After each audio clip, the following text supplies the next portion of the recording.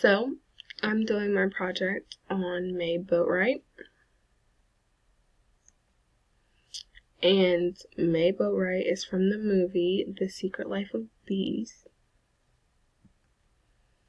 And a summary of this movie, it's about a 14-year-old girl named Lily Owens. She runs away with her friend and her caregiver, Rosaline. They run away to South Carolina, hoping to find the key to Lily's mother's past. And there she meets the Boatwright sisters, who take her in, and they obviously teach her about beekeeping, honey, and the Black Madonna. And these are the characters. This is Lily. This is one of the Boatwright sisters. Her name is June. This is Rosaline. This is another Boatwright sister. This is a person that I'm actually doing my project on, May. And this is August. And who exactly is May Boatwright, except a character out this movie? She is one of the 5 Boatwright sisters. Yes, I did say 5 because there was another Boatwright sister and she died when she was younger. And throughout the movie, you can actually tell that Mary is not like the other sisters mentally. And the way they identified May as not as mentally stable as the rest was that she had one of those odd grins that lets you know she was not an altogether person. And some more things about May is she was described as the sweetest, most gentlest woman that you could ever meet. She was also very, very, very empathetic. She had a twin sister, like I mentioned before, how there used to be 5 Boatwright sisters. The other one was May's twin. She died when they were teens. She was sensitive to unpleasant topics and subjects, and when they were mentioned, she did not take them well.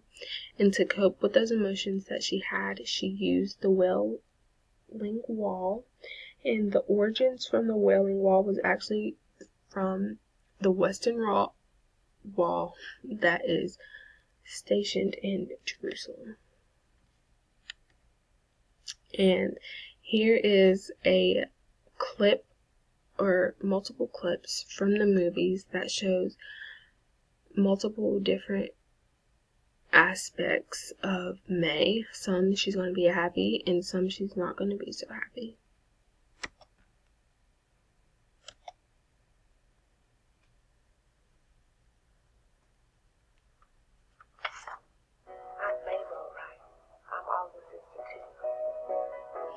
As you can see, now she's happy.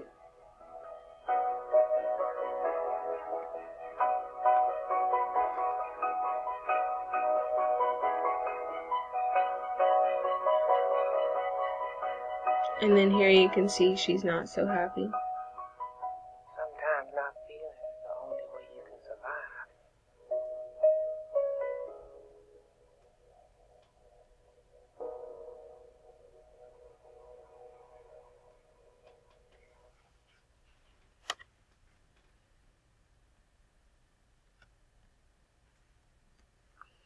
So here's more about the Wailing Wall.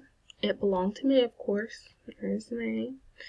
The purpose of it was after May's twin sister died, she started this Wailing Wall to release some of the pain that she felt. And basically what this wall is made out of is just stones. They're stacked up on each other and they have little cracks right here, as you can see. And those are where she would stick her notes, and they were just little notes that contained prayers of those that she felt were struggling or that she just needed to pray for. And some of the symptoms that May experienced were uncontrollable sobbing, sobbing spells, grief, and she grieved for those that she had lost and those that she thought she lost, and I'll go more into depth about that later. And she was overly sensitive, and she experienced depression episodes. And here is a clip that shows where May was going one of those depressive episodes.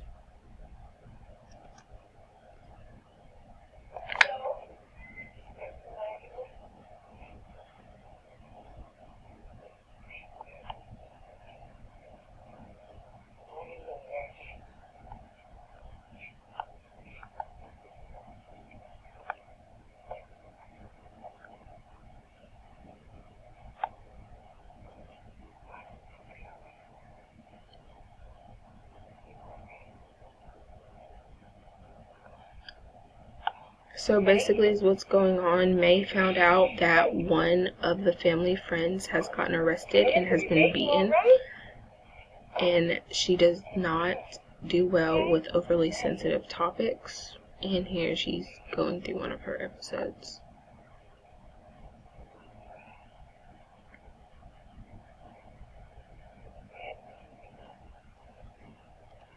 So that is it. So here I diagnosed her with bipolar disorder. It's also called manic depression because they have manic episodes and depressive episodes.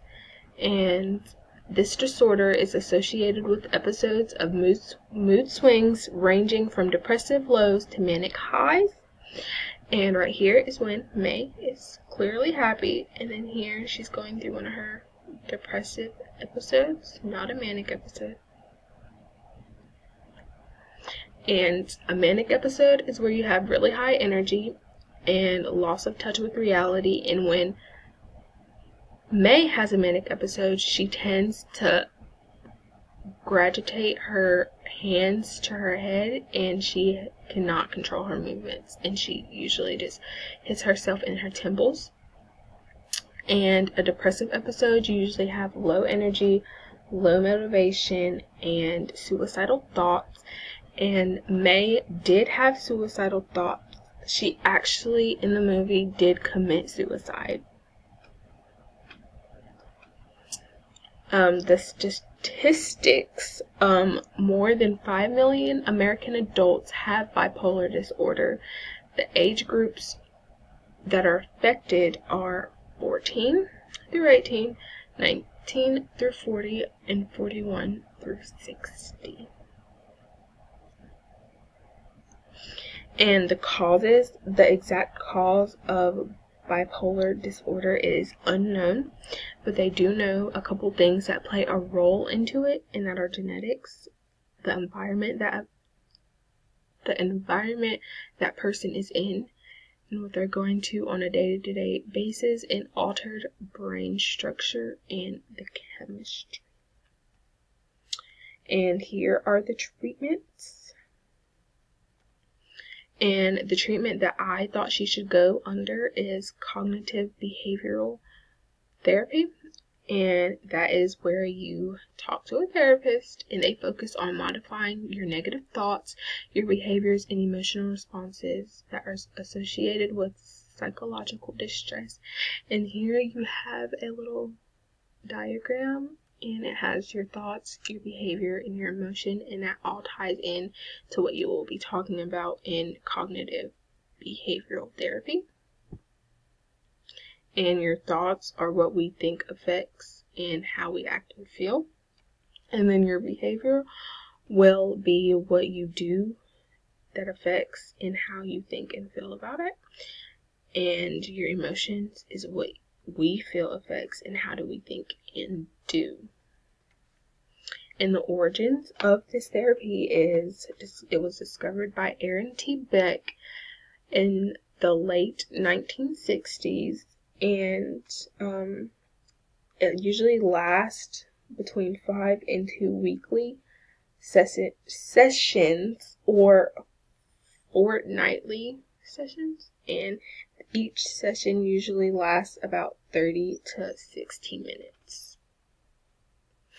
And here is a video describing and going more into depth of what CBT actually is. Making sense of CBT, a guide to what CBT is, and how you can decide whether it's best for you. If you're living with a mental health problem, it can be hard to know which way to turn or what to do to feel better. You might go to your GP, and one of the first things they might offer is CBT, which stands for Cognitive Behavioral Therapy. It combines cognitive therapy, examining the things you think, and behavioral therapy, examining the things you do. The word therapy might make you think of laying on a couch talking to a man with spectacles and a beard about your childhood while he analyzes your dreams. But CBT is actually a very practical type of talking therapy, which focuses on goals and focuses mostly on the present day and things that are affecting you in your life now. The theory behind CBT is that the way we think about situations can affect the way we feel and behave. It does this by dealing with how your thoughts affect your feelings and behaviors, and teaches you coping skills for dealing with different problems. For example, you might make a simple mistake, like, say, burning the dinner. This might make you think bad things, and it might make you feel worthless and inadequate, which could lead you to do things like withdrawing, snapping at your family, or trying to avoid things which you think might go wrong. Or perhaps you've been invited out for drinks with some friends, and you start thinking negative things. This might make you feel anxious and scared, which might make you do something like saying no to the invite, avoiding your friends completely, or using drink and drugs to cope with the situation. Over time, whether it's years, weeks, or months, this cycle of thoughts, feelings, and behaviors may have happened so many times it's become like a habit. You start avoiding situations more and more, or automatically blame yourself if something goes wrong. And the more you do these things, the worse it can get. A CBT therapist will help you break this cycle and figure out what sorts of negative feelings, thoughts, and behaviors might be contributing to the problems you're experiencing. They will help you deal with your negative thinking and help you change your behavior, both of which will lead to an improvement in your mood. CBT can be helpful for people with nearly every diagnosis you can think of, and can be delivered through one-on-one sessions, in groups, self-help books, online, or through a CD-ROM. That doesn't mean that CBT works for everyone, though. Some people struggle with it because they find it just too hard to talk about their feelings. CBT is usually quite a short-term treatment, and so you may find that your problems are too complex to deal with in the time. It can also be quite hard work. Your therapist will probably set you homework, and you have to really practice the skills they teach you to see a difference in how you're feeling. If you don't think CBT is the right treatment for you, you should be able to talk to your GP about what alternatives there are. The Mind website also has lots of information about the different treatments that are available for a wide range of mental health problems. And Mind's info line can also talk to you about what you might find helpful. And here's my works cited. And that's it.